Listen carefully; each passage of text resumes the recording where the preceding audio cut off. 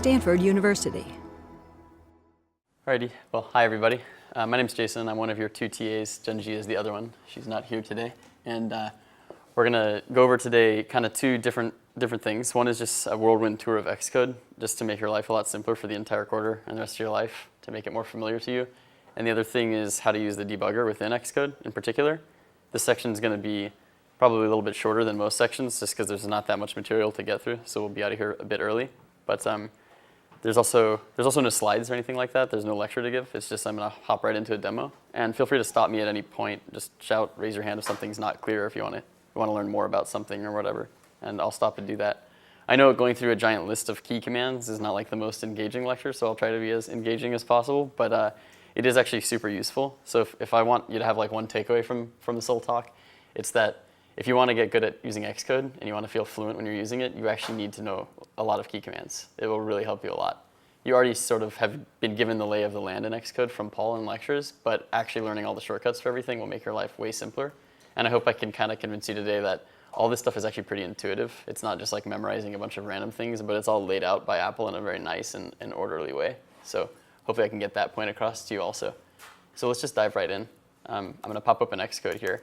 And I have concentration open, which is the end of Wednesday's lecture. We had this code working.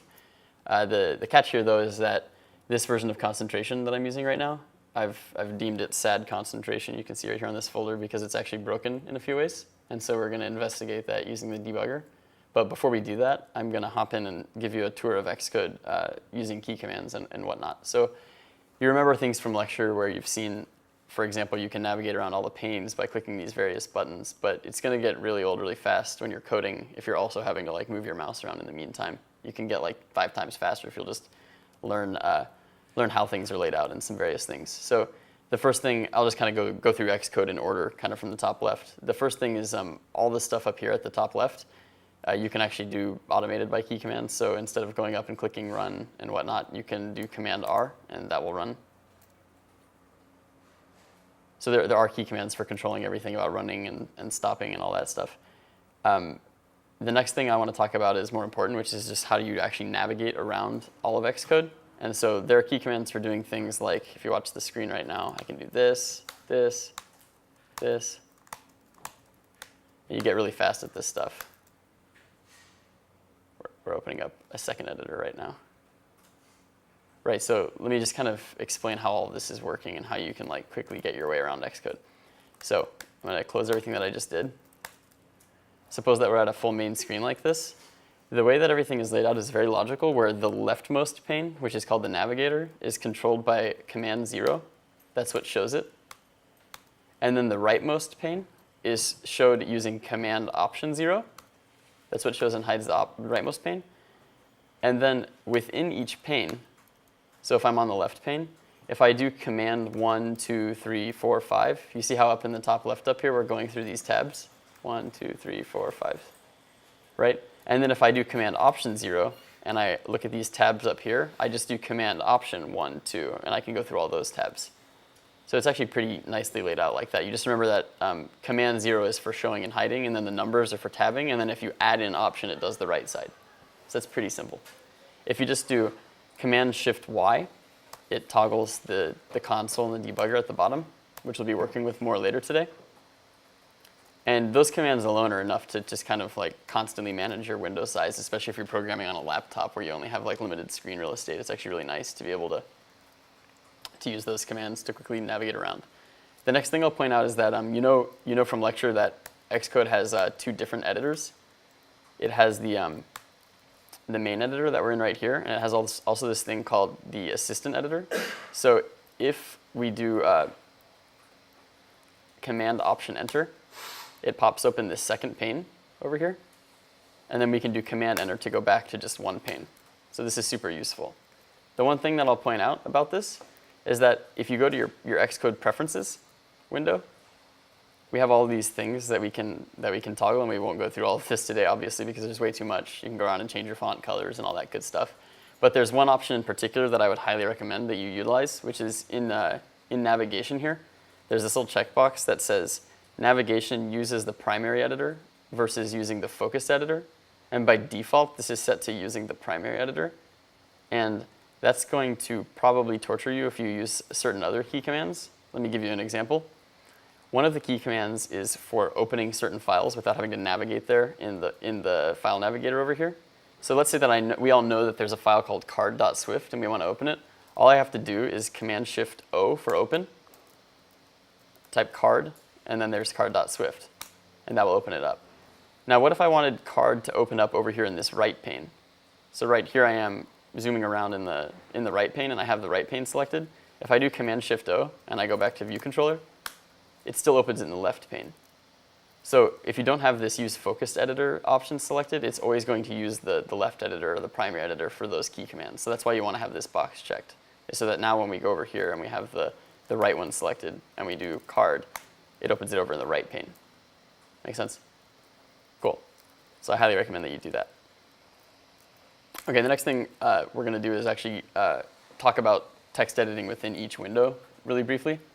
One thing that I want to point out is you haven't dealt with this problem yet because your Xcode projects haven't gotten very large, but they will get very large. There will be lots of code files, and eventually you'll have hundreds of files in a single project when you're making a big Xcode project. And one of the things that will help you navigate that is to help yourself by leaving navigation helper things throughout your files. And one way to do that is this comment right here that is prefixed with comment mark. That's not me just saying that handle card touch behavior is below this line. It also actually officially gives Xcode this notification in this window up here that that's where card touch behavior is, and it'll jump to that point of the file. And so you can imagine in big files using these marks is actually super helpful when they're really long to help you navigate around. The next thing that I'll point out about text editing is it's very useful just to know basic text editing commands. Like, for example, if you have many lines selected and you want to comment them out all of a sudden, just Command/ will comment things out like that, and then Command/ again will undo them. Another, maybe even more useful thing is when you get yourself into a nasty state like this, let's just mess some stuff up for no reason. And you can tell that it's very not formatted. We can select everything that we want and do Control-I, I for indent, and it'll just magically put everything exactly like we want it. So that'll save you a lot of time and headache if things are not, if you can't tell whether things are nicely indented or not. And I'll list these all online on Piazza, by the way, so it's not like you need to note down what they are. I just kind of want to give you the lay of the land here. So hopefully we're through the fast sort of boring part of the lecture where it's just all of the key commands, but I highly recommend that you learn all this stuff and start getting it into your muscle memory so that when you're navigating around Xcode, you're not torturing yourself by having to click around everywhere and do everything manually. The next thing to do is to actually start using the debugger. So the way that we're going to do that is I've mentioned that we're not actually using the version of concentration directly from the end of Wednesday's lecture. We're actually using a slightly broken version of it. And so let's see what happens when we actually run this one. I'm going to run it on the iPhone X simulator using our trusty Command-R key command. And let's see what happens.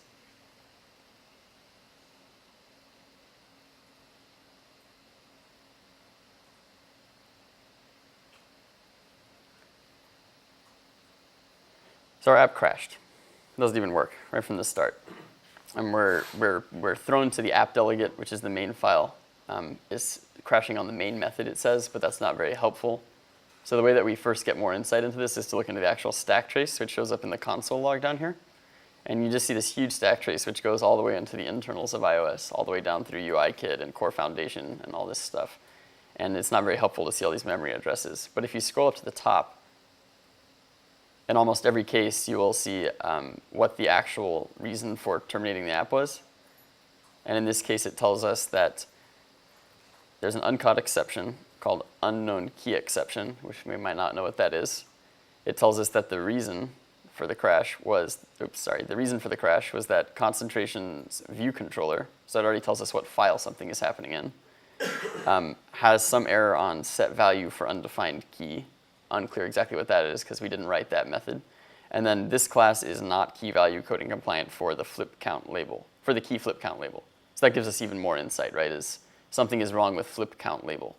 And so if we go into view controller and we go check out flip count label, we actually see flip count label I've abbreviated to LBL here, which is not what it says down in the debugger. Can anyone figure out what's actually going on here? How does it know to print out flip count label? Any ideas? If we've named it flip count LBL, then why is it printing out flip count label? Can anyone think of why? No? Yeah, in the back. Is that what you named it when you added it to the storyboard? Yeah, exactly. So that's what I named it. What he said was, is that what you named it when you added it to the storyboard? So if we go over to the storyboard over here, actually let's just open up both side by side using all of our happy new key commands. So we've got the storyboard open over here.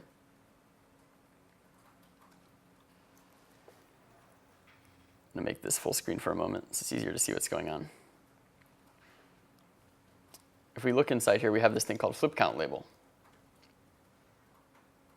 Now this right here that I've selected is not actually the official name of the object. If I open up our assistant editor over here and I go over to the view controller and I look at its rightmost pane, this is where we see all of the things that we've connected. And you can see as I'm going through them, it's showing you on the storyboard what they're actually connected to. Here's where you see that we have this outlet. The name of the outlet is flip count label. And it's connected to flip count label. But if you zoom in here, you'll notice that there's a little exclamation point or an empty thing as compared to the normal dot. So that's it telling you that this thing actually can't find what it's actually connected to. So if we go back over into our view controller in this editor, and we rename this what it's actually supposed to be named,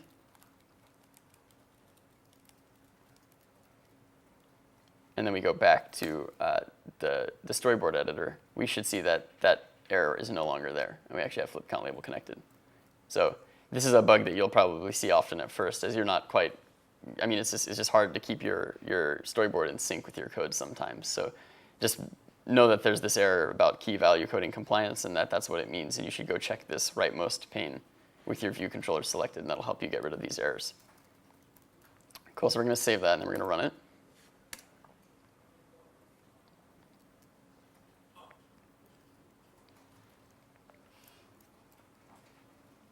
Okay, great, so it's actually running now. So if we click around to play the game, oops, it crashed. And so if I look down inside the console right here, I don't actually have any logs. It didn't actually show me in the console why it crashed. In fact, I have no info anywhere. Let's try and run it again and see if we can figure out what causes it to crash. It looked like that time it crashed when I clicked on a card. Okay, that time it let me click on one of the cards, but it still crashed. So let's try it again, see if we can figure out some sort of pattern for what's going on. That time it crashed after 4 cards. So does anyone have an idea for how we could actually start figuring out how to debug this? Like, how on earth are we going to figure out what the problem is? It seems to be crashing randomly after some number of cards, and it's not giving us any output in the actual stack trace. Anyone have an idea? Even if you think it's silly, just say something. Say one way we could do this. Print statements? Yeah, print statements. That's an idea, right? That'd be really frustrating if we were in a really big app that you already see the problem with print statements. If we're going to use print statements, what the heck are we going to do? Go inside every method and type print at every point in the method and figure out what's going on? We have to inspect our entire app. Imagine we had like 100,000 lines of code. That'd be really frustrating. So can anyone give a little more insight into think about when the actual app is crashing? Like, at what point is it crashing? When you flip a card. When I flip a card. Use like a breakpoint somewhere. Bingo, right? So he suggests using a breakpoint because it's definitely crashing when we flip a card. So that's a new idea. So maybe each time that a card is tapped, we put a breakpoint inside that method, and then that'll help us hopefully figure out when the crashing one happens. We'll be able to step through and hopefully figure out what's going on. So the way that breakpoints work in Xcode, and if you haven't used breakpoints before, it's a way for your debugger to pause execution of your program on a certain line of code. So if we go inside the touch card method, which is we know the first thing that happens directly when we click on a card, we can click over here on the left pane on the line of code, and it pops up this little blue arrow, and that's what a breakpoint is. And that instructs the debugger to please stop there when we get there.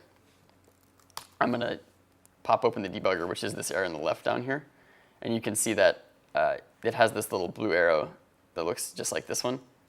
And when I click on it, it turns it into gray, which means breakpoints are disabled. All breakpoints in the entire program are disabled. So if you want breakpoints to be enabled, you have to activate them this way.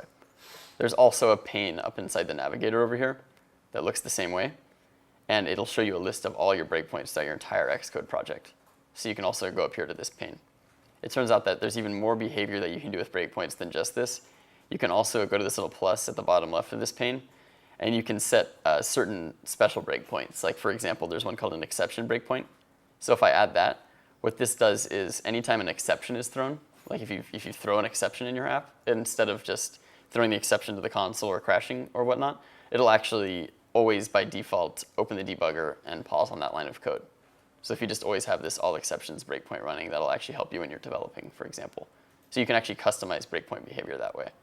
You can also disable individual breakpoints from this pane. So in this case, the touch card breakpoint is active, the one that we just set right here, but this one that I just mentioned about exceptions causing breakpoints to happen, this one is disabled. So you can selectively go enable and disable breakpoints all across every file, all from this one pane, which is nice.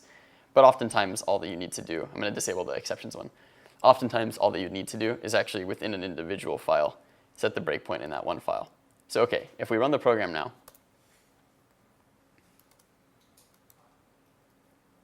when I click on a card, we'll see that what happens is we end up on this line of code. So the program is paused at this line where we're setting off the card number. And the first thing to point out is that you'll notice in the debugger itself, we actually have a trace of everything that's stored off in memory at this point. So self would refer to the view controller in this case. And you can see, if I zoom in, you can see that it says concentration view controller, and then this is the memory address of the view controller. But it not only gives you that, it gives you a drop-down menu with all of the things that are instance variables stored off on the instance of that class. So things like we have the instance of the actual game of concentration, and that has lots of properties itself. It has the array of cards, and then it also has that variable index of the one and only face-up card, and we can expand cards, and we can look into each card, and then we can find out that the identifier for that card is 5. So you can actually see all of the things that are stored off right here inside of the debugger. So that's super nice.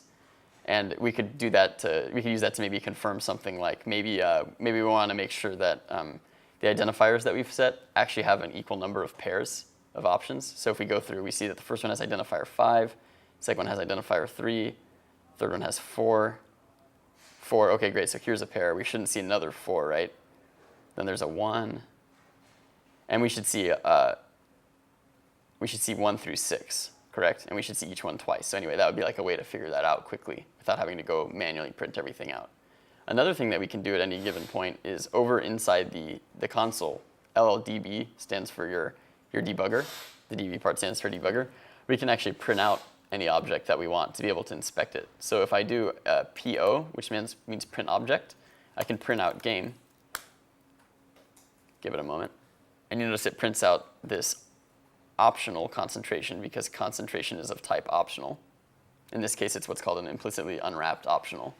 But you see that it's set off here as the value sum. In other words, it's not nil. The other value in the enum for an optional is sum. So we know that concentration is set here. Another thing that we can do is actually we can print out by just typing P for print, and this will use Swift's magic abilities to figure out how to format the thing that we want to print out in the way that it thinks is best and most human readable. So if I print out game, in this case what it does is it goes through concentration, prints out cards, all 12 values, and then all the info that we were just looking at inside the debugger, but it does it all there formatted very nicely. And then we know that index of one and only face-up card is nil so far, because this is the first card that we tapped on. We can also do that for any other object. So if I print out flip count label, it prints out that it's a UI label optional.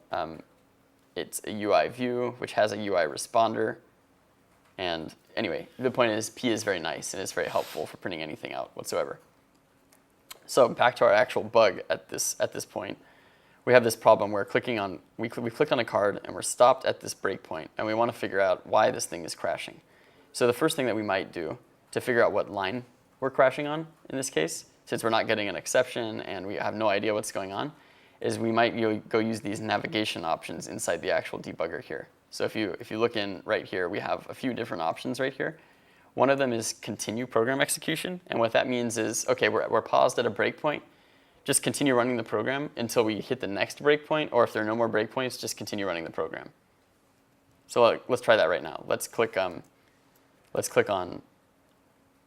continue running. Okay, in this case, we didn't crash that time that we tapped on touch card, so it's just continuing the program. We're not at a breakpoint right now, so we'll click again. Okay, we're back at the same breakpoint, and we can continue again. Oh, and that time, the program crashed. And we're not sure what's going on. But we know that it definitely happened right after this first line of touch card. So let's see how we can go into a little bit more detail.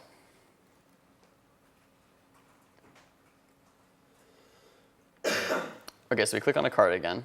Rather than continuing the execution, instead, we can pick this second option here, which is step over.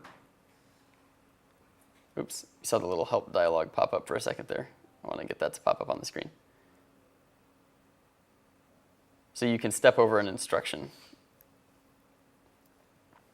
which will move you to the next line of code. And we could keep going like this, hoping that this is the time where the crash actually happens.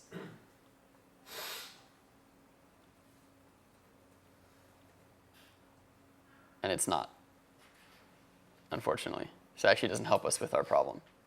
Does anyone have any other ideas? How do you think we could go further to figure out what the problem actually is?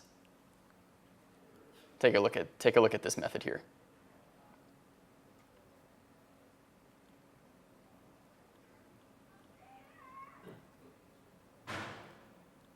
Well, actually, it didn't crash that time, so that was kind of a bad exercise. But I'm just saying, in general, once we hit the time that it does crash, what's something else that we could do to actually go further? Any ideas? There we go. So she suggests set a breakpoint inside choose card inside concentration. We're actually not just calling touch card here. We're also calling other methods inside of touch card. And then there's another method after that. There's also update view from model. So actually, this could be crashing anywhere inside this method, which means it could be crashing anywhere inside choose card or anywhere inside update view from model. So one thing that we could do is we could go to both of these methods, like update view from model, and we could set a breakpoint there, and then we could pop open, let's pop open card over here, and we'll go to choose card. Oh, excuse me. We'll go to concentration over here, and we'll put a breakpoint inside choose card. And now we have 3 different breakpoints set, as you can see in the breakpoint pane. And that'll make it stop at all the places where it could possibly be at the start of the method. But I'm not going to do that right now. Another way of doing that actually is to use the next option inside the debugger pane. So if we click on something, I'm going to make it back to one window here. Once we get to a method, like choose card, we can see this next option here is step into, and that's how we get inside the actual method. So if I click step into, now we're at the top of choose card. And now if we want, we can step over each line inside of choose card. And we can inspect the code if we want. We can read it to make sure everything's okay. We could put extra breakpoints inside here if we see something that might be suspicious. Notice that if we're inside a for loop that's a lot of iterations, it would take forever to step over the whole time. So you can get yourself in trouble real fast if you're stepping into methods that have a lot of behavior going on, but that aren't relevant to actually what's going on. But you get the idea. So let's continue. It looks like it didn't crash that time. This time let's step inside update view from model. So that's the method that's right beneath this one. And let's step over this. We're going to go through all the indices inside card buttons, which is kind of a pain because we have to go through this big for loop and see if anyone sees anything suspicious in this method. Just point it out if you see it, if something weird is going on. Anybody? It's the world's worst line of code of all time. What is this? What is this? Who put this here? I put this here because I'm mean. And it's a informationless way to exit your app, right? So we're just actually exiting with -1. It turns out we're exiting if flip count, which is that thing we're keeping track of at the bottom of the app, is greater than some random number that's generated between 128. What the heck? This line of code doesn't even make any sense, right? But it did actually help us figure out how to use the debugger because it's like it's giving us no information in the console. So it's a nice way to figure out how to use the debugger. Anyway, so obviously this is the problem. If we get rid of this completely pointless and insane line of code that I put in there, then we run the program again.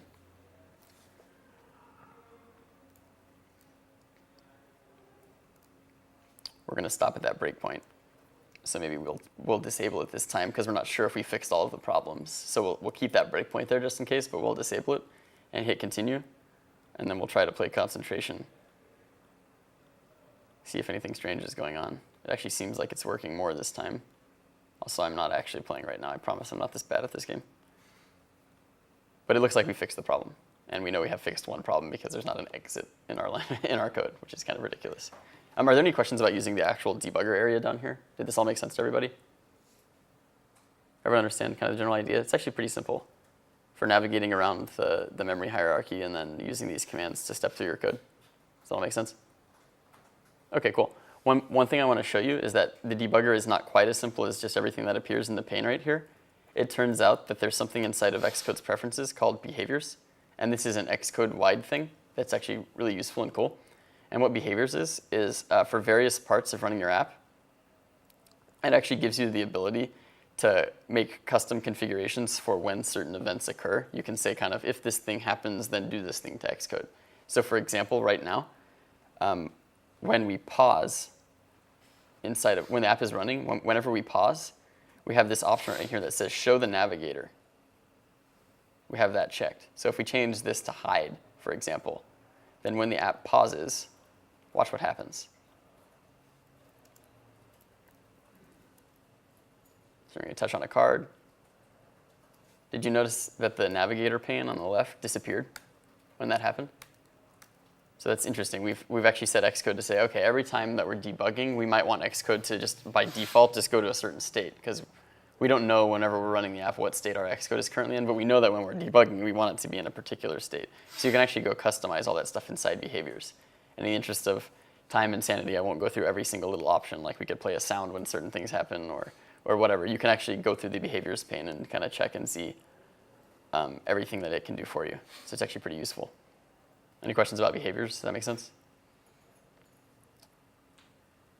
Okay, great. So the next thing I'm going to do is I'm going to go through a little bit about what actually the Xcode project file itself contains, because this is kind of opaque to people the first time they use Xcode. So this is your actual project file. It has all these different tabs inside of it, and there's just a lot going on inside here. In general, I'm not going to go through every little point, but in general, what I would encourage you to do is understand the difference between build settings and what goes on inside of build settings, and build phases and what that means. So in build settings here, say that we wanted to do something like figure out what version of our programming language that we're running with. That's something that's going to go into your build settings. We're going to build with that in mind. So we can either scroll down and look for that option. Like here we find Swift language version is set to Swift 4.0. Or you can actually use this handy thing because this menu can get kind of large and type something like language and then, okay, great. Now it's just filtering to just Swift language. So I would encourage you to go through build settings and just see what things that there are to change and whatnot. And you'll see this can get actually kind of large the more complex your Xcode project is. Build phases is separate from that. And the thing that I would point you towards here is this is where you see all the source files that are used inside your app. So this is all the code that you've written, all the Swift files. And then there's this second section called link binary with libraries. So that's if you want to actually add a library to use to your project, which we'll get more into later this quarter. Like for example, say that we want to do something in our UI besides just putting a label or a button or any of the stuff that comes stock in UIKit. Say that we wanted to put like a map because we're making an app like Uber or something like that. What we would do is add a new library to our app and type in map. And we find this thing called mapkit. And then you type add, and that's where all your adding for frameworks happens. And then we see it created this new frameworks folder over here. And it has mapkit inside of it. And now we can go inside any file, like view controller. We can go up to the top of that file and say import mapkit, and it's there. That make sense? So those are the things that I'd point out about the Xcode file for now. You'll get more familiar with this as time goes on. The one caveat I'll talk about with the Xcode file is you all, if you're using Git or any kind of source control, you will actually be committing the Xcode project file itself to the repository. And imagine that you're working on source control with other people online. If two different people have a merge conflict within the actual Xcode project file itself, that's just a big file that stores off a bunch of data about your Xcode project. That can be kind of nasty to learn how to merge those conflicts. So that might be something if you're doing source control with your code, it might be worth looking up online ways to help manage the Xcode project file itself inside source control, because it's not as simple as doing source control inside an actual code file. So that's one thing that I'd bring up about the Xcode project file, that you'll want to learn about what it actually looks like internally. So that's all that I have planned for today. Does anybody have any questions about anything that we went over? Does that all make sense? I know it can be a little bit dry just going through a bunch of key commands in the debugger. Yeah, sure. Is it possible to do some sort of version control? Oh, right, sure. So she asked, is it possible to do some sort of version control? So I was just sort of alluding to that when I was talking about the Xcode project file itself. The answer is yes. You can use source control. Most people, pretty much everybody these days uses Git. So highly recommend that you go learn Git. If you don't know Git, you can go online, and quickly I would recommend there's something called ProGit. And that's a free book that you can learn from online. Let's see where the website for this actual book is. Okay, great. So here's this book called ProGit. And if you haven't used Git before, I highly recommend that you don't just go off and try to use Git. I highly recommend that you go off and you read something like ProGit first, so that you actually learn what's going on with Git and how it represents source control under the hood. It'll really help you, because one of the big pain points for people when they're first learning source control is you learn a few commands for how to commit code online and how to send it to other people, but then when you run into a problem of some sort and you don't know how to undo that problem, it's really hard to figure out what's going on if you don't know how Git actually stores things. So it's really necessary to go through and read something like this book to understand how Git works. And then if you don't have a GitHub account yet, go to github.com and immediately create an account and start creating a repository and learning all the commands that are explained to you inside this book. I highly recommend that. To answer your question again in the back about Git in particular, it turns out that when you create a new Xcode project, so I'll do File, New Project. I'll create a single view app. I'll call it Test. And then you'll see that when I'm actually creating the project, I'll put it on my desktop here. It actually has a source control option for create a Git repository. So actually when you check this, it'll put your project with a .git file in the actual directory, and then you can push that online to GitHub. So it'll do that automatically, so you don't need to do it manually. So that's how that's integrated into Xcode. Any other questions? No? Okay, if anything in particular, come up and talk to me afterwards. Otherwise, we're done for the day. Thank you all. For more, please visit us at stanford.edu.